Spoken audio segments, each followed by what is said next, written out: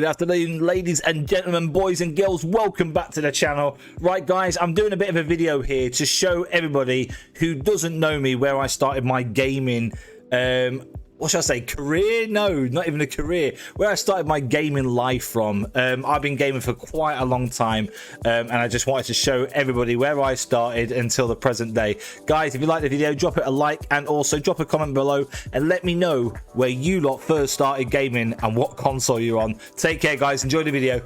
So, where it all began. Now, my first ever games console was the Commodore 64. It was released in 1982, but hey, one second, before you're thinking I'm really old, I was actually an 86 baby. So I weren't actually born in 1982, but the Commodore 64 was my first ever games console. Now, if no one knows about the Commodore 64, which you'll see in the image right now, there was a tape deck. It was all done by cassette tapes, and there was a cassette tape that you had to put into this machine, as you can see in the picture there, and you had to load up your game that way. Now, I only owned one game for this games console back in those days, and it was the good old Blockbusters TV program that used to be on the TV. The Commodore 64 was so good for that time. It really was. The only annoying thing is when you press play, now if that didn't load properly, you'd have to rewind the tape all the way back to the beginning just to get your game, like, you know, even started, and it was a pain. It really was. But yeah, that is where I first started, guys. If anyone had the Commodore 64, please let me know. Let's get for the next one. Now, this one here was one of my all-time favorites. And you know what? Let's lose the hat, because I'm not at the Commodore era now. The Atari 2600 was absolutely incredible. This introduced me to Pac-Man, Space Invaders, Centipede. I had hours and hours of fun on this console. I really did. There was also another game that I used to play. I can't actually physically remember the name of it. It was basically like two little men, and they would sit on this like long stick at either end, and one would bounce the other one up and down to collect these little balls. I can't remember the name of it, but honestly, guys, the Atari 2600 was it was such a fantastic console. It really was. And I would spend hours on Pac-Man just trying to get the highest like level possible. Space Invaders, I used to get really annoyed with Space Invaders. I really did. On the controller, the controller that's actually in this image now wasn't the one I actually used to have. Mine was like a joystick, but I think there was various controllers that you could actually get for the Atari, and you used to actually like twist the joystick to turn left and right. And when I was a kid, I was like proper heavy-handed, so I used to turn it, and the bloody spaceship would go all the way down to the other end. I could never control it. So yeah, that was, guys, my second games console I ever had, the Atari 2600. Please let me know that somebody else has had it. Here we go. Next one, guys. Well. Now, I never forget actually getting this games console. I was always a little bit behind. We grew up, and we always didn't have the latest thing that came out when we were kids. We never did. But you know, when I never forget the first day I got this games console. The Sega Master System 2 was absolutely fantastic, and if I remember rightly, I think mine was actually the first one I had was actually second hand, and I actually cried. I'm not embarrassed to say I actually cried when I got it as a kid. We got it for a Christmas present as a kid, and I was so overwhelmed. I really was. All my friends, you know, they were one step ahead of me, and I had the Sega Master System 2 with Sonic the Hedgehog, which was an absolutely amazing game back in the days. I would spend hours on that. And one day, it was really weird, and I figured this out like just out of the blue. I pressed the power button when there was no game actually installed into the actual machine, and a game loaded up, which I've put down there.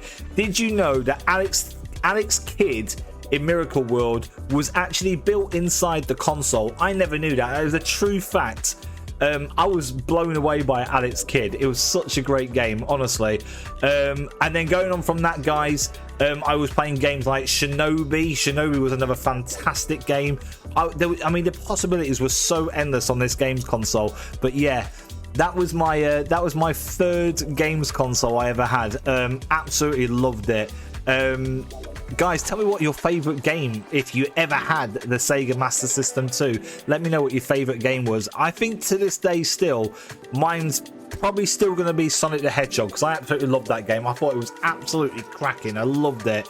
Right, let's move on. Here we go.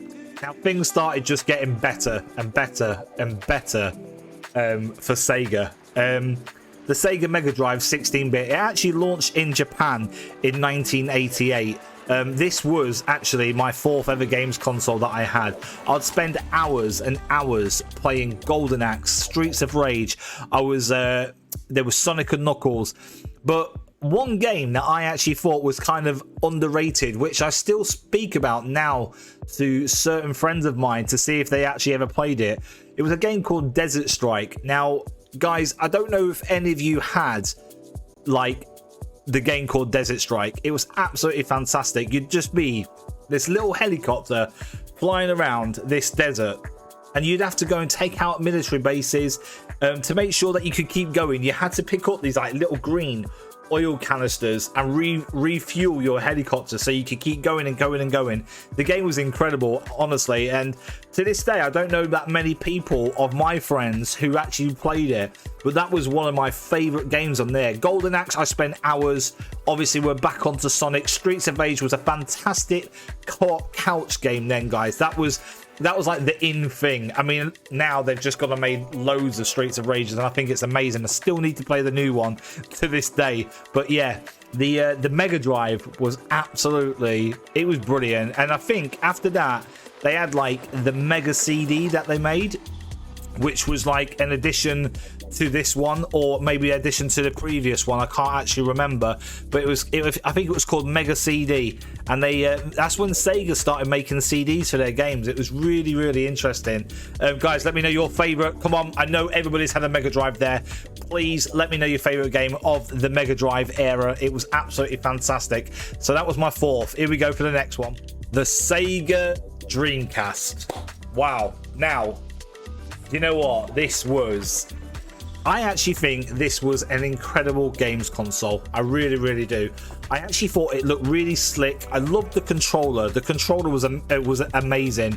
In the image, you'll see there's like a little screen in the middle of the controller, and that actually was your memory card, and that would actually pop out and pop back in. Fantastic games on the Dreamcast. There really, really was.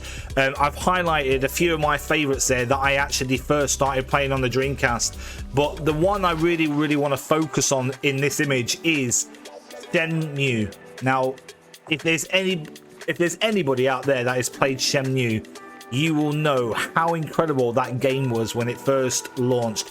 And they've got like 2 and 3 out as well after that. But Shenmue made me sit on my Sega Dreamcast for absolutely ages. It was absolutely amazing. If you've not checked out Shenmue, guys, you can actually still download it on the PlayStation Store to this day. So if you've not played it, check it out. Get the whole series because they are absolutely incredible. Sega Rally was a really good little driving game. And obviously, yet again, Sonic Adventures was on there, and you know, Sonic, you just can't go wrong. You can't go wrong with him, and he's awesome, isn't he? So yeah, guys, that was my number 5. That was my number 5 games console, the Sega Dreamcast. How many of you lot had that console? Let me know. Next on the agenda, the one and only Sega Saturn. Now I'll tell you what. Now I'm looking back at this now. Sega did actually really, really well. I personally think that the Sega Saturn was very underrated. It had a few issues, but I personally thought that console was absolutely fantastic. I really did.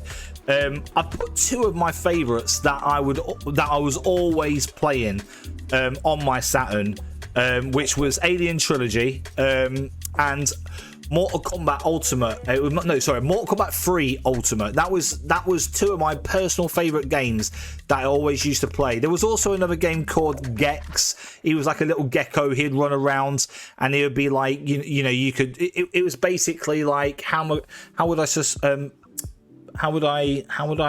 tell that Gex was really good? Gex was like Banjo-Kazooie or something, or I don't know. It was basically a platform game, but it was really good fun. It really, really was. A very, very underrated console, guys. I thought it was amazing. Out in 1994. It didn't last too long, to be honest, because it was kind of dying out quite quickly. Which was a shame. It really, really was. So yeah, that was another one for me. And just so you know, these are not all in any particular order. I've just gone through some that I know that I've owned, and I just want to talk about them, just so you know. Right, here we go for the next one. Just when you thought it couldn't get any better. Now, this console, I cannot tell you how much fun and enjoyment that I had having this console, and also playing this console with my friends. The Nintendo 64, which was launched in 1996, was such an incredible games console. It really, really was. It had everything going for it. Super Mario 64, come on, now talk to me. What an absolutely amazing game that was. I don't think I ever got all the stars. I think I was always missing two. That was an incredible game. Zelda Ocarina of Time. The Ocarina of Time, in my personal preference to what I've played, is still the best Zelda game there has ever been. I thought that game was absolutely incredible. I'm yet to play some of the new ones that is on the Nintendo Switch, but I tell you what, guys, honestly, Ocarina of Time was such a great game. And then if you want to kick back and you want to chill with your guys, like we do now on Call of Duty or something, back in that day on that console, GoldenEye. GoldenEye was your go-to game for a 4-player split screen, all in the little individual corners. I never forget it. That was your go-to shoot 'em up. Everybody loved GoldenEye. Another one after GoldenEye was just mentioned a couple for me. Perfect Dark. I loved Perfect Dark. It was, a lot of people say it was a bit of a rip-off of GoldenEye, but I personally thought that game was absolutely brilliant. And another big one up there that I've not put up there, but we all know it, Mario Kart 64. Come on, guys. That was a fantastic co-op game that you kick back on the sofa with your mates and just have a laugh. So some absolutely fantastic games, and many, many more on the Nintendo 64. Oh, and not to forget, come on, let's say it, Pokemon Stadium. When you were playing Pokemon on your Game Boy, you could put your cartridge into Pokemon Stadium and use your Pokemon that you had in that game. Absolutely incredible, honestly. So yeah, that was my number 7th console. Absolutely loved it. It brought so much joy and so much fun to my gaming life. I absolutely loved it. So yeah, on for the next one. Here we go. So guys, this is number 8 on my list, which is the one and only the Gamecube. The Nintendo Gamecube, guys, come out in 2001. One absolute fantastic console. The next one up from the Nintendo 64, which was such a successful console. We had games like Mario Sunshine that you can see. I've got Pikmin in there, Mario Kart Double Dash, and the one and only Super Smash Brothers. Smash Brothers was a massive one for me. Absolutely loved it, and I had so much fun on Mario Kart as well. Mario Kart Double Dash was a big twist, as you had two people, one on the front and driving, and the person at the back who was actually throwing all the all the little pickups that you used to get. What a fantastic game. It's been an absolute pleasure doing this, guys. I hope you've enjoyed it. I'm gonna do another video, a continuation actually of this one, just to carry on from where I left off, because it's gonna be best to put it in 2 parts, because we're gonna be going from PlayStation all the way through to where we are today at present. Guys, hope you've enjoyed the video. It's been absolutely amazing. Really enjoyed it. This has just been an incredible insight for me to look back on where I've started. Keep your eye out for number 2, guys, and I'll catch you very soon. Cheers, guys. Look after yourself.